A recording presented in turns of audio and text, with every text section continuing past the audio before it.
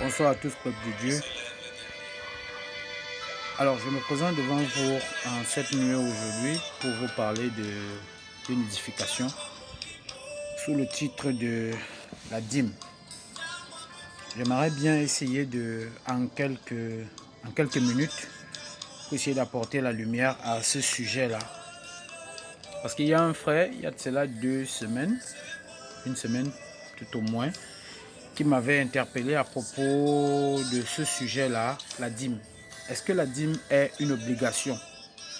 Alors, comme je n'étais pas prêt, oui, parce que il ne faut pas faire les choses charnelles, hein, parce que je n'étais pas prêt de répondre à sa question. J'étais parti pour un enseignement et ayant fini l'enseignement, il m'a posé la question. Alors, parce que nous devons faire comme la Bible le dit. On ne doit pas se présenter devant l'Éternel parce que on se dit qu'on est expérimenté. Non, c'est Dieu qui nous utilise. Si Dieu nous utilise, ça voudrait dire que nous devons marcher comme lui, il nous guide. Alors, dans le livre de Jean 5, chapitre 39, il est écrit: sondez les Écritures, vous vous estimez avoir en elles la vie éternelle. Ce sont elles qui rendent témoignage de moi, c'est-à-dire rendent témoignage de Dieu. Donc, les Écritures, vous sondez les Écritures pour que, à la fin de la leçon, à la fin de l'enseignement, pour que le témoignage soit rendu en faveur de l'Éternel. Comprenez? Alors la dîme, qu'est-ce que c'est que la dîme déjà? Parce qu'il faut qu'on remette les choses dans leur contexte. La dîme est le revenu, les 1/10 de revenu d'un homme ou d'un enfant ayant déjà atteint l'âge majeur à l'endroit, n'est-ce pas, de l'Éternel. Parce que c'était ça la dîme. La dîme était apportée au devant de l'Éternel. Les 1/10 appartenait à Dieu. Le sacrifice appartenait à Dieu. Mais maintenant que Paul même, lui, il dit dans 1 Corinthiens, vous pouvez lire dans 1 Corinthiens à partir du chapitre 9, au verset, je pense, verset 10, Paul, lui, il exprime ici, n'est-ce pas, sa mission, son devoir en fait. Son devoir n'est pas de parler des sacrifices, des offrandes. Ça là, ça fait obstacle à la parole de l'Éternel. Le devoir de Paul est de prêcher la bonne nouvelle, de partager des édifications, d'exhorter le peuple de l'Éternel pour que le peuple sorte, n'est-ce pas, de la brousse et de la confusion. Parce que beaucoup sont dans la brousse et dans la confusion. Comprenez? Maintenant, la dîme proprement dite. Qu'est-ce que représentait la dîme dans l'Ancienne Alliance? La dîme dans l'Ancienne Alliance, dans le livre de Deutéronome, je pense, c'était un droit. C'était la loi. C'était la loi. Il fallait payer la dîme. C'était une histoire de loi. Je vais vous lire un précepte. Ok? Je vais vous lire un précepte. Ce n'était pas... C'était la loi. Dans le livre de Deutéronome, chapitre 14, verset 22, la dîme était symbole de la loi. Ce n'était pas un symbole de... C'était une obligation en fait. C'était une obligation de payer la dîme. Dans le Deutéronome chapitre 14, verset 29, n'est-ce pas? Il est écrit, verset 22, chapitre 14, verset 22, pour ceux qui notent, n'est-ce pas?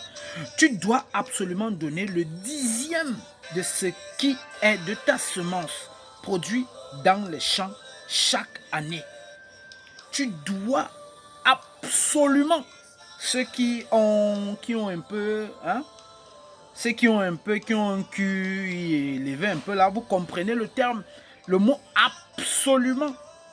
Tu dois absolument donner le 10e de tout ce que ta semence produit dans les champs chaque année.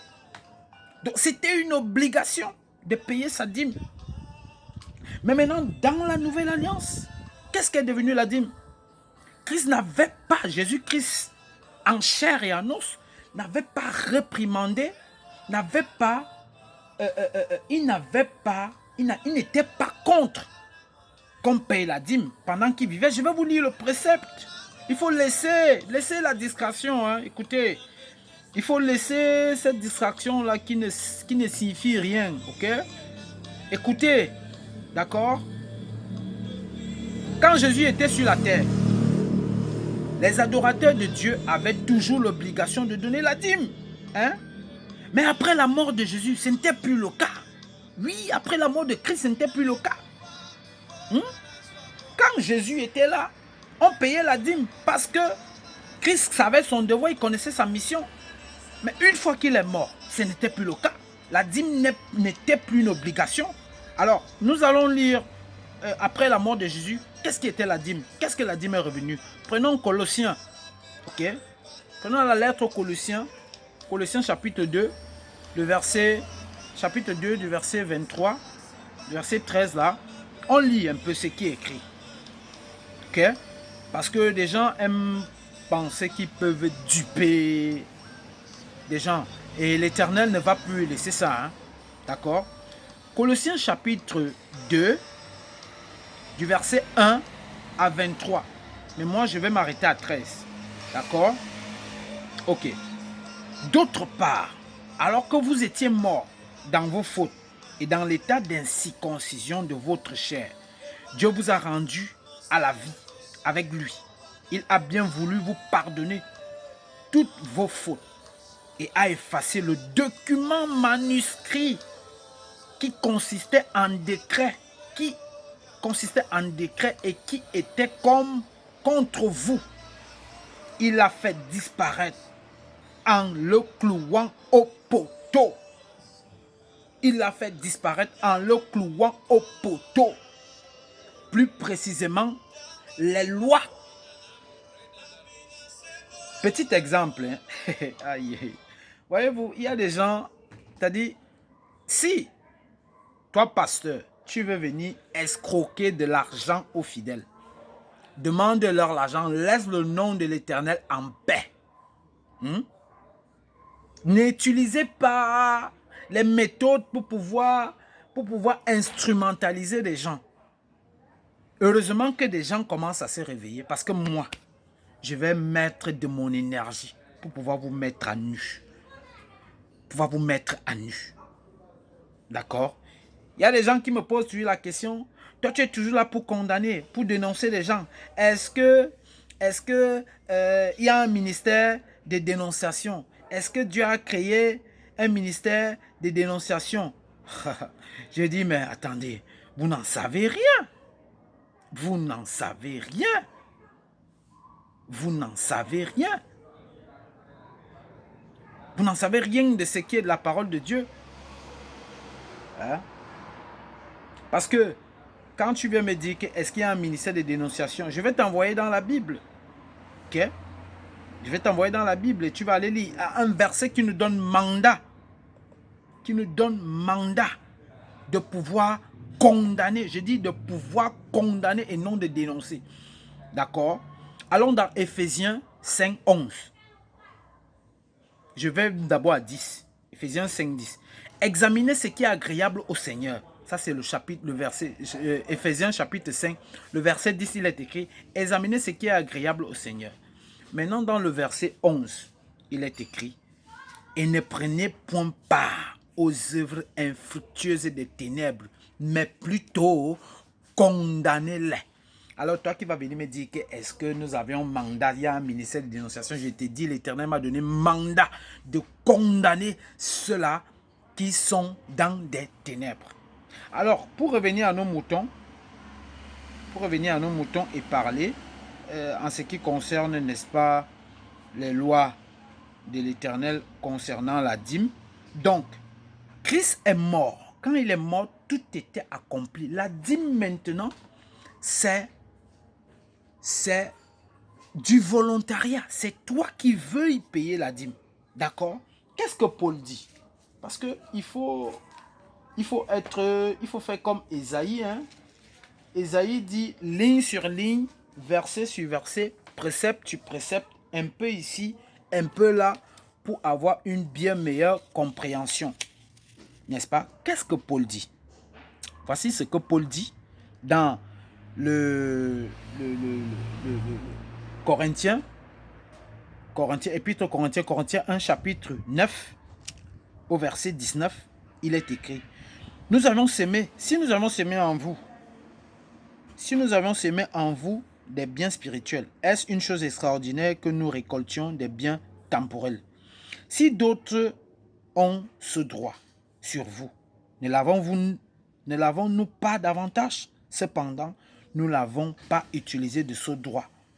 Nous supportons tout au contraire pour ne pas créer obstacle à l'évangile. Comprenez? Et il dit plus loin,